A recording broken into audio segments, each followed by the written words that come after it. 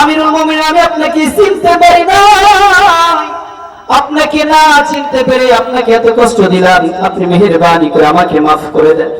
আমিরুল মুমিনিন যুবককে জড়িয়ে ধরে বললেন, যুবক, উল্টা তুমি আমার কাছে মাপ চেও না, আমি বরং তোমার কাছে মাপ চাই।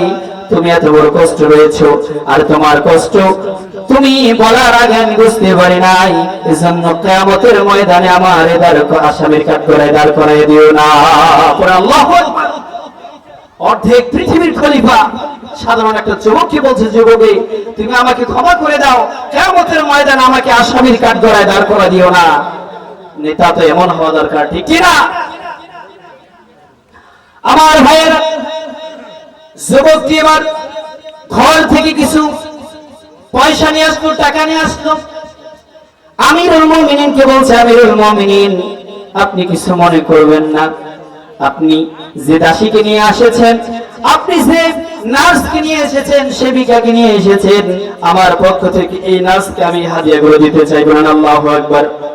আমিরুল মুমিনিন ডাক দিয়ে বলছে, যুবক রে, তোমাকে কোনো হাদিয়া দেওয়া লাগবে না, আর তুমি যাকে নার্স কিংবা সেবিকা মনে করতেছো, এটা দুনিয়ার কোন নার্স নয়, সেবিকা নয়, আমি আমিরুল মুমিনিন হযরত ওমরের স্ত্রী। বলি সুবহানাল্লাহ।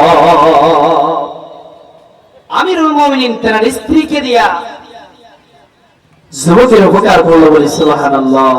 এরকম শাসক যদি আমরা পেতাম, তাহলে আমাদের সমাজটাও এরকম জান্নাতে পরিণত হতো। আর এরকম শাসক তখন তৈরি হবে যখন আমরা কোরআনের আইন সেই সংসদ ভবন পর্যন্ত নিয়ে যেতে পারবো। আল্লাহ যেন কবুল করেন, সকলে পড়তে আমিন। আমার ভাইরা, এক নম্বর বলেছিলাম কবিরা গুনাহ নামাজ না পড়া। 2 নম্বর হলো কোরআন দিয়ে রাষ্ট্র পরিচালনা না করা। কোরআন দিয়ে রাষ্ট্র পরিচালনা করবে না যারা, সব থেকে বড় কাফের তারা, আর একে সাপোর্ট দিবে যারা, কাফেরদের অন্তর্ভুক্ত হয়ে যাবে তারা। ভাইরা আমার, বিরক্ত হচ্ছেন নাকি? চলবে চলবে। ভাইরা আমার, 3 নম্বর হলো শিরিক করা। শিরিক বড় মারাত্মক গুনাহ। সব থেকে বড় গুনাহ হলো শিরিক, আল্লাহর সাথে কাউকে শিরিক করা, আল্লাহ বাদে অন্য কারো ইবাদত করা।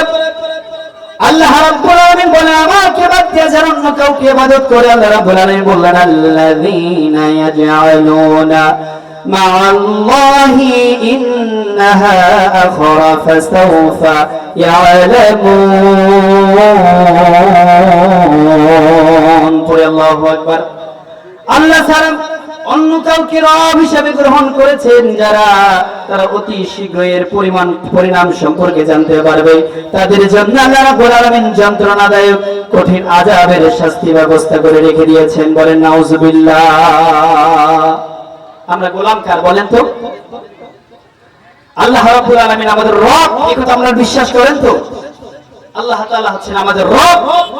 সে আল্লাহর আইন ছাড়া, আল্লাহর বিধান ছাড়া অন্য কোন আইন, অন্য কোন বিধান, অন্য কারো দাসত্ব আমরা মুসলমানেরা মেনে নিব না। কথা বলেন ঠিক কিনা?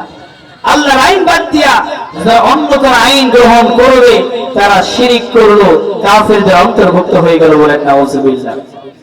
আমার ভাইরা, উদাহরণ একটু বলি। আপনার স্ত্রী, তাকে আপনি ভরণ পোষণ দেন, খাবার দেন, কসমেটিক কিনে দেন, সবকিছু, কাপড় চোপড় সবকিছু দেন। আর এই স্ত্রী যদি পাশের বাড়ির দেবরের প্রশংসা করে, আপনার কেমন লাগবে? ভালো লাগবে? ভালো লাগবে না। তা সাধারণত আপনি কাপড় চোপড়, এরপরে সোনা দানা, ভাত আর একটু লিপস্টিক কিনে দিয়ে যদি আপনার স্ত্রীর প্রতি আপনার এত দরদ, আপনার স্ত্রী আরেকজনের প্রশংসা করলে পরে, আরেকজনকার কথা বললে পরে আপনার সহ্য না হয়, আর যিনি হলেন আসমান এবং জমিনের মালিক, যিনি সার্বভৌমত্বের মালিক আল্লাহ তাআলা, যিনি আপনার আমার স্রষ্টা, তেনাকে বাদ দিয়ে অন্য কারো যদি আপনি দাসত্ব করেন, গোলামি করেন, তাহলে আল্লাহর অস্তিত্বে কত বড় আঘাত লাগে একটু চিন্তা করে দেখুন। আমার ভাইরা, এই জমিনে রয়েছে শিরিক। সব থেকে বড় শিরিক হচ্ছে এই জালিমরা ভাস্কর্য তৈরি করে, ভাস্কর্যের গোলামি করেছে দেশের মুসলমানদেরকে দিয়ে। বলেন নাউজুবিল্লাহ। দেশের মানুষ 250-300 টাকা দিয়ে পেঁয়াজ কিনে খায়, আর এই সমস্ত শয়তান জালিমেরা কোটি কোটি টাকা দিয়ে বাবার ভাস্কর্য বানায়। আমার ভাইয়েরা, আল্লাহকে বাদ দিয়ে অন্য কারো গোলামি করে যারা জমিনে টিকতে পারে না, তারা জুলুম করে যারা জমিনে টিকতে পারে না, যারা বাটপারি করে যারা জমিনে টিকতে পারে না, তারা বাটপারি জুলুম করেছিল নমরুদ, আল্লাহ রাব্বুল আলামিন তাকে জমিন থেকে বিদায় করে দিয়েছেন। জুলুম করেছিল নমরুদ, ফিরাউন, আবু জাহেল, আল্লাহ রাব্বুল আলামিন মুসলমানদেরকে বিদায় দিয়া কাফেরদেরকে দুনিয়ার জমিন থেকে চিরবিদায় করে দিয়েছে।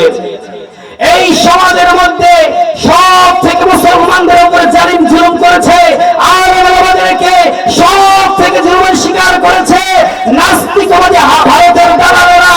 এই সমস্ত সরকারেরা, হাসিনা সরকার, আল্লাহ রাব্বুল আলামিন তাদেরকে দুনিয়ার জমিন থেকে, বাংলার জমিন থেকে তাড়াই দিয়েছেন। বলেন কথা ঠিক কিনা?